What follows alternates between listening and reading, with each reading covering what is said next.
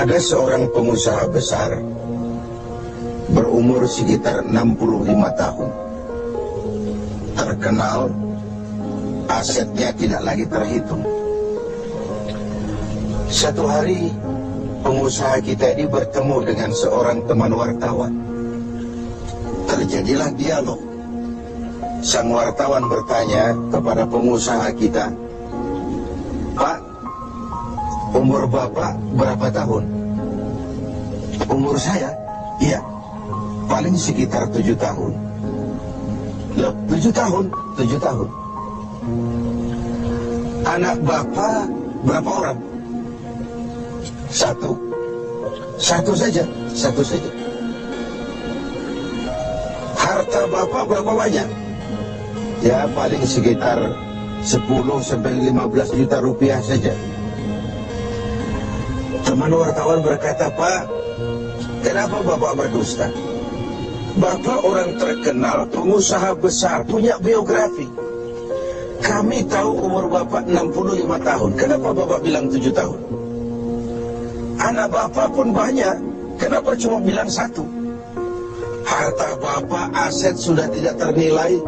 Kenapa Bapak bilang cuma 10-15 juta rupiah saja?" Senyum agak getir, sang pengusaha menjawab, "Kau benar, Nak. Umur saya kalau jumlahnya sih memang 65 tahun.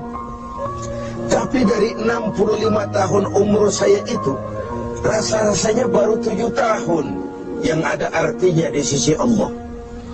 Baru 7 tahun sujud saya benar. Baru 7 tahun saya laksanakan perintahnya, saya tinggalkan larangannya. Sisa umur yang lain habis kelabu warnanya, penuh dosa dan keingkaran. Saya katakan umur saya coba 7 tahun. Anak, kau juga tahu anak saya banyak. Tapi dari sekian banyak anak ini, rasanya cuma 1 yang akan jadi buah hati, belahan jantung, pelanjut cerita, penerus sejarah, anak soleh yang akan mendoakan orang tuanya. Yang lain susah diurus anak saya itu." "Oh gitu toh?" "Iya." "Mengenai harta, Pak, kau juga benar. Harta saya, aset saya sudah sulit dihitung lah. Pabrik di mana-mana, di tiap bank hampir ada deposito saya. Tapi dari sekian banyak harta itu yang saya ingat, baru sekitar 10-15 juta yang saya belanjakan di jalan Allah. Saya sumbangkan masjid, saya bantu pesantren, saya bantu yatim piatu. Dan itu yang akan jadi milik saya yang sebenarnya, yang akan saya bawa menghadap Allah, saya bawa ke alam kubur. Yang lain akan jadi rebutan ahli waris sesudahnya." Jangan-jangan orang tua tadi adalah kita-kita ini. Jangan-jangan kita-kita ini adalah orang tua tadi. Tapi yang pasti, jangan sampailah kita seperti orang tua tadi itu. Dari sekian banyak umur yang diberikan, berapa yang punya nilai di sisi Allah? Dari sekian banyak anak titipan Allah kepada kita, berapa yang akan jadi anak soleh, buah hati, belahan jantung, pelanjut cerita, penerus sejarah? Dan dari sekian banyak harta kita, berapa yang sudah kita belanjakan di jalan Allah, yang artinya akan jadi milik kita yang sebenarnya? Banyak ketidakadilan yang terlepas dari pengadilan dunia. Sering orang-orang yang berbuat kebaikan tidak mendapat perlakuan yang pantas di dunia ini. Sering kehidupan jadi rancu. Yang benar dikhianati, pengkhianat dibenarkan. Yang tuntunan dijadikan tontonan, yang tontonan malah dijadikan tuntunan. Untunglah ada akhirat. Bukan sekedar melepas diri dari ketidakberadayaan kita menghadapi sistem, tapi cermin bahwa tidak satu ketidakadilan yang bagaimanapun kecilnya yang terlepas dari pengadilan dunia akan terlepas juga di pengadilan akhirat nanti. Inilah keadilan. Karena itu pada jumpa kali ini saya ingin menyampaikan sebuah hadis tentang apa yang harus kita pertanggungjawabkan di hadapan Qadi Rabbul Jalil nanti. Sebuah hadis menyatakan, "Lan tazula qadama 'abdin yaumal qiyamah hatta yus'ala an arba'i khisalin. Besok di hari kiamat tidak akan bergeser telapak kaki seorang hamba sebelum ia dimintakan tanggung jawab terlebih dahulu tentang 4 persoalan. Apa yang 4 itu? Pertama, an umrihi fima afnahu. Umur yang diberikan kepadanya akan dimintakan tanggung jawab kelak. Di mana umur itu dihabiskan? Diberikan umur 30 tahun ke 40 tahun, 50 sampai 70, 100 bahkan. Sejak kita akil balik sampai ajal datang merenggut nyawa, di mana umur itu dihabiskan? Kita sering main-main, padahal waktu berjalan terus. Kita sering lalai dan lupa, padahal malaikat maut tidak pernah lalai dan lupa. Seorang Nabi Yakub alaihissalam, seketika akan ajal, beliau menanyakan, kalau saya ajal kenapa tidak diberitahu lebih dahulu? Kata malaikat maut, sudah diberitahu. Loh, bagaimana caranya diberitahu?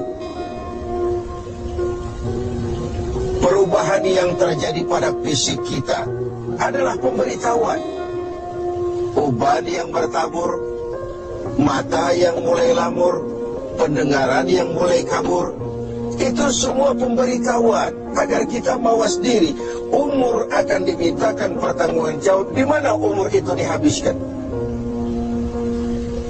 William Shakespeare memang pernah bilang, waktu hidup itu singkat. Tahu-tahu baru saja zuhur, tahu-tahu sudah asar. Baru saja asar, tahu-tahu sudah maghrib. Yang kemarin anak-anak, tahu-tahu sudah punya anak. Tahu-tahu, dan tahu-tahu. The time of life is short, kata Shakespeare. Waktu hidup itu singkat, betul. Namun waktu yang singkat akan terasa ada manfaatnya kalau kita bisa memanfaatkannya dengan yang sebaik-baiknya. Apalah umur panjang kalau cuma untuk menimbun dosa dan kesalahan. Lebih baik umur yang panjang tapi untuk mengkoleksi berbagai kebajikan. Inilah makna ucapan Nabi, khairukum man tala umruhu wa hasuna amaluh. Yang terbaik di antara kamu orang yang panjang umurnya dan banyak juga kebaikannya. Umur ini yang sering kita berleha-leha menghabiskannya untuk sesuatu yang tidak punya nilai, kelak akan dimintakan tanggung jawab di hadapan Allah Azza wa Jalla. Lalu yang kedua, wa an syababihi fima ablahu. Masa muda, pernah diberikan umur muda, di mana dihabiskan umur muda itu? Hura-hura atau untuk sesuatu yang bermanfaat? Dahulu ada seorang selebritis lah kalau zaman kita sekarang, namanya Ibrahim bin Adham. Namanya Malik bin Dinar. Namanya saja sudah Malik bin Dinar, Raja bin Uang. Hidupnya jet set. Satu malam dia mengadakan pesta di rumah mewahnya. Datang seorang pengemis, bertanya kepada penjaga pintu, siapa yang punya rumah ini? Bos saya. Iya, Malik bin Dinar. Oh, orang kaya. Selebriti. Dia hamba apa orang merdeka? Dia orang merdeka. Kalau hamba bagaimana bisa pesta sehebat ini? Orang tua itu senyum lalu bilang, sampaikan kepada bosmu Malik bin Dinar, dia memang orang merdeka. Kalau dia hamba, bukan seperti ini pekerjaannya. Dia orang merdeka, dilarang tidak terlarang, dicegah pun tidak tercegah. Merdeka dia memperturutkan hawa nafsunya. Kalau dia hamba Allah, bukan begini pekerjaannya. Menghabiskan waktu untuk pesta, hura-hura, sesuatu yang tidak ada gunanya. Ini disampaikan kepada Malik bin Dinar, dia tercenung mendengar orang tua yang misterius itu. Malamnya dia bermimpi kiamat datang, dia akan dia masukkan ke dalam neraka.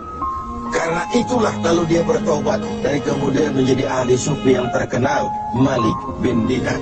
Masa muda akan dimintakan tanggung jawab. Yang ketiga, wa an ilmihi maza amilabi. Ilmu yang dimilikinya, kemana ilmu itu diamalkan? Untuk mencerdaskan orang atau untuk membodohi orang yang memang sudah bodoh? Untuk membimbing umat atau menyesatkan orang lain? Agar hamba menjadi hamba Allah atau agar orang menghambakan dia? Ilmu akan dimintakan pertanggungan jawab. Yang terakhir, wa an malihi min aina iktasabahu wa fima anfaqahu. Kita akan dimintakan tanggung jawab tentang harta kita. Dari mana harta itu didapat dan kemana harta itu dibelanjakan. Perhatikan yang terakhir ini. Tentang ilmu, pertanyaan akhirat cuma satu. Ilmumu kau amalkan untuk apa? Tentang umur, pertanyaan akhirat pun satu. Umurmu kau habiskan di mana? Tentang masa muda, pertanyaan akhirat juga satu. Masa mudamu kau gunakan buat apa? Tapi khusus tentang harta, pengadilan akhirat bertanya dua. Hartamu kau dapat dari mana dan kau belanjakan kemana? Dari mananya dan kemananya? Kadang didapat dari cara yang benar, tapi dibelanjakan untuk yang tidak benar. Atau bisa juga didapat dari cara yang tidak benar, dibelanjakan kepada jalan yang benar. Itu pun tidak mungkin kedua-duanya. Pemirsa TV7 yang berbahagia, mudah-mudahan kita tidak bernasib seperti orang tua pengusaha di awal pertemuan kita ini. Semoga kita menjadi orang yang bisa mempertanggungjawabkan baik umur, masa muda, ilmu pengetahuan, dan harta yang dititipkan Allah kepada kita. Tidak satupun yang akan luput dari pengadilan.